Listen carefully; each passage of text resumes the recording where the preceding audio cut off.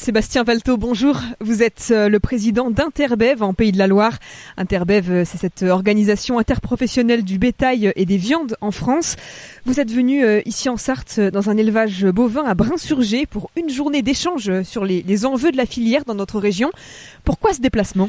Interbev a des missions concrètes auprès des producteurs, mais aussi, vous l'avez compris, auprès des autres acteurs de la filière. On se doit en fait d'accompagner en fait la production, et aujourd'hui on est vraiment dans ces difficultés en fait de maintenir en fait un cheptel souche suffisant en fait sur notre territoire, parce que je vous rappelle qu'on a perdu en 10 ans l'équivalent en fait du département de la Sarthe en vaches nourrices sur les Pays de la Loire, ce qui représente une perte de cheptel de plus de 70 000 animaux. Comment est-ce que vous expliquez cette baisse ? Mais les cours, les conditions économiques n'étaient pas là. Les producteurs en fait se sont détournés de cette production difficile.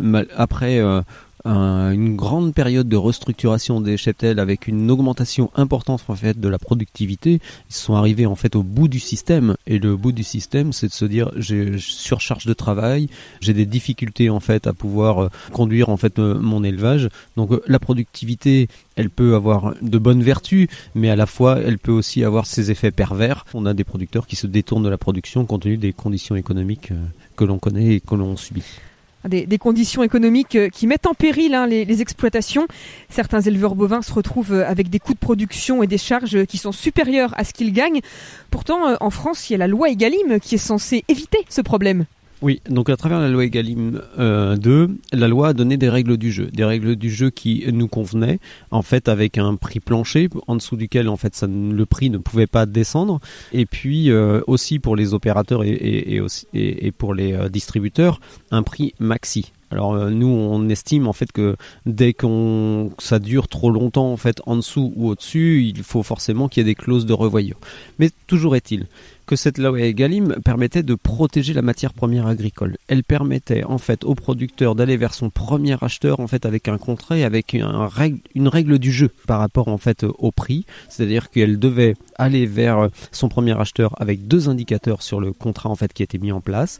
Un sur le coût de production et de 2 un autre indicateur qui pouvait être facteur de marché, facteur de qualité, un autre facteur. Mais il y avait un respect de la matière première agricole à travers en fait la connaissance et l'application du coût de production. Mais il n'est pas interdit en fait aussi au producteur de pouvoir utiliser son propre coût de production, ce qui m'amène à dire à tous les producteurs qu'il faut qu'ils connaissent aussi leur coût de production pour pouvoir aller vers leur premier acheteur et ne plus vendre à perte, parce que un des défauts de la production, c'était d'être parfois en situation de vendre à perte parce que le marché était moins favorable juste à une période. Et on ne peut plus connaître ça. Il faut structurer, organiser plutôt que de subir le marché, je pense, pour les années à venir. Et je pense que nos jeunes producteurs sont sensibles à ces éléments-là. Mais cette loi Egalim, elle met du temps à entrer en vigueur. Sébastien Valteau, on peut dire que le quotidien économique des éleveurs n'a pas beaucoup évolué. C'est pour ça que la filière a beaucoup œuvré en fait par rapport à la loi Egalim et s'est emparée en fait de cet outil que l'État mettait en place, parce qu'on l'a saisi en fait comme une réelle opportunité pour ne plus subir le marché, c'est-à-dire d'être en marche avant, c'est-à-dire qu'on produit et puis on met en vente en fait des animaux sans en connaître en fait la destination, sachant que vous n'êtes pas sans imaginer qu'on est sur le cycle long, nous. En fait, entre le moment où on prévoit en fait de faire naître un veau jusqu'à sa valorisation en viande, en boucherie, il se passe plusieurs années. Donc en fait, ce que l'on souhaitait à travers la loi Egalim, c'est structurer les choses, structurer en fait pour organiser et bien sûr éviter de se retrouver en fait devant un marché qui peut être tantôt favorable, tantôt défavorable, offrir des sursauts comme on est en train de les subir en ce moment, parce que la baisse de nos cheptels a un impact sur les abattages. Moins d'abattage, ça veut dire qu'il y a des abattoirs qui se sont mis à travailler 4 jours par semaine. Donc il faut remettre en activité en fait ces outils d'abattage à pleine cadence, et pour le coup ça pose des difficultés en fait sociales. Enfin là c'est plutôt le retour que j'ai des abatteurs sur ce sujet. Ici en Sarthe, il y a une véritable inquiétude des éleveurs. Justement, on pense à l'arrêt de l'abattage chez Charal sur le site de Sablé-sur-Sarthe. Chez Interbev, vous encouragez les éleveurs à la contractualisation. Pourquoi ça ? Parce qu'on ne peut plus prendre les risques que l'on prenait en fait auparavant. On a des exploitations qui demandent beaucoup de capitaux, et je pense que les organismes bancaires sont sensibles à cette contractualisation, à structurer, organiser les choses, donner des gages de réussite et des gages en fait qui permettent de réassurer en fait le prêteur de fonds.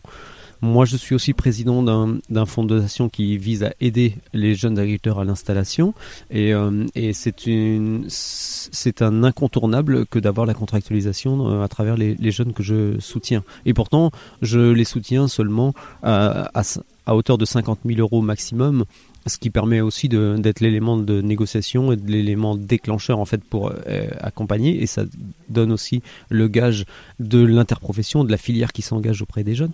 Mais pour moi, qui prête un peu, je pense que c'est important en fait d'être sûr que les producteurs puissent avoir tous les facteurs de réussite, et ça passe pour moi par la contractualisation. D'une manière générale, comment évolue la consommation de viande bovine ici en Pays de la Loire ? Alors nous, sur les Pays de la Loire, on a l'avantage en fait d'avoir une population qui augmente. Donc je dirais que la consommation dans les Pays de la Loire est plutôt atome. Bien sûr, il y a on a des consommateurs qui consomment différemment en fait la viande bovine. Je pense que la filière s'est engagée vers la notion de flexitarisme.